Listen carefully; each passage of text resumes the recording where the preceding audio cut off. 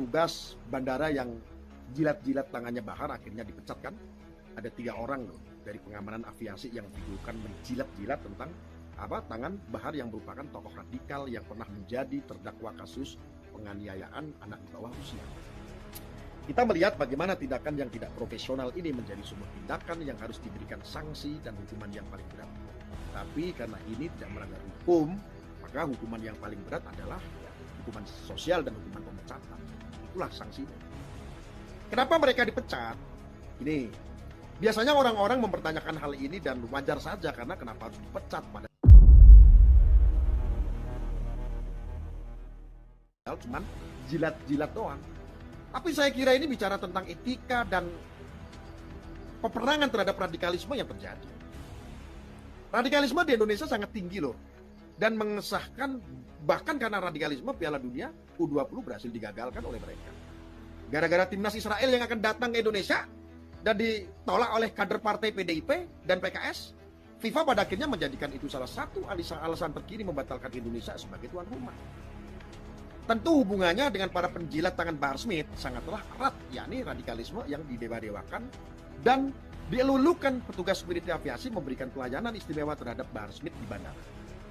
Dalam video yang saya tonton sekitar 35 detik tersebut terlihat Bahar baru saja turun dari pesawat dan ada sejumlah petugas yang jilat-jilatin tangan dia yang merupakan terpidana kasus penganiayaan remaja.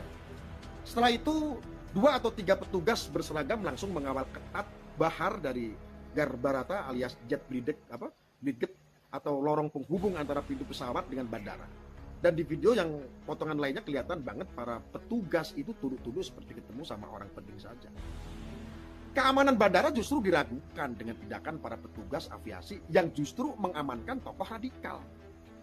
Tapi pada akhirnya ada berita bahwa petugas tersebut dipecat.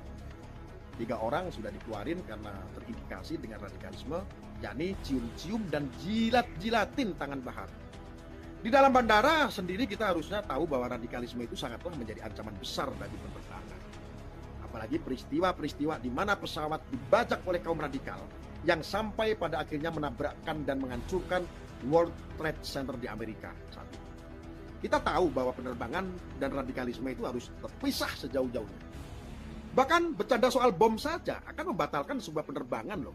Dan orang yang bercanda itu akan diproses hukum dengan sangat amat berat. Karena yang namanya penerbangan haruslah mengikuti kaidah zero tolerance alias toleransi. 0 terhadap hal-hal yang berkait dengan ancaman bom. Kita melihat bagaimana negara ini masih gampang banget digoblok-goblokin sama tokoh-tokoh radikal seperti Anies Baswedan, Bahar, dan Rizik. Masih banyak kok partai-partai yang terindikasi dengan radikalisme dan terorisme. Nggak perlu disebut, kalian googling sajalah, pasti dapat kok beritanya. Dan pada akhirnya kita harus memahami bahwa perlakuan istimewa kepada Bahar itu justru adalah ancaman bagi penerbangan dan bandara di seluruh Indonesia. Apalagi orang ini pernah ngatain presiden yang merupakan orang yang mendirikan dan membangun bandara banyak di Indonesia dengan sangat amat kasar. Kurang ajar sekali, bukan? Jadi pemecatan ini adalah sebuah hal yang seharusnya lumrah dikerjakan karena bicara tentang keamanan nasional. Dikawal seperti layaknya orang penting dan tangannya seperti ketemu sama dewa saja. Ya kira-kira mereka ini kenapa ya bisa begitu ya? Karena saya yakin yang namanya radikalisme merupakan sebuah hal yang gampang diterima dan dijadikan alat untuk mendapatkan kekuasaan lewat isu agama. Terbukti di Jakarta dengan kemenangan Anies Baswedan, bukan? Ya. Dan setelah dia terpilih, kota Jakarta jadi hancur lebur berantakan. Seharusnya orang-orang seperti Bahar dan Abdul Somad harus dilarang untuk melakukan penerbangan karena memang mereka merupakan ancaman bagi penerbangan internasional. Lihat saja itu Abdul Somad sampai dideportasi. Kan karena dianggap sebagai ancaman bagi negara Singapura.